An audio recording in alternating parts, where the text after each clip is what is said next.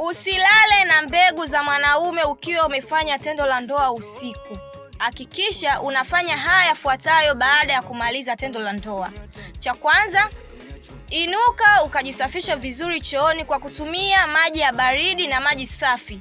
Mwiko, usitumie maji ya moto kujisafisha uke wako, kwa sababu unapotumia maji ya moto kujisafisha uke wako unasababisha ile misuli ya uke kutanuka. Hapo ndipo utakuta mwanamke anapata changamoto ya uke mpana.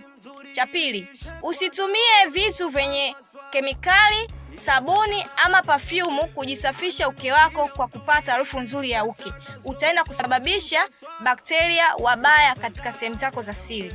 Cha tatu, kuvaa nguo safi baada ya kuoga. Hakikisha unavaa nguo safi ya ndani iliyo kavu, na pia jifunzeni kuanika nguo juani za ndani, usianike chumbani, kwa sababu bakteria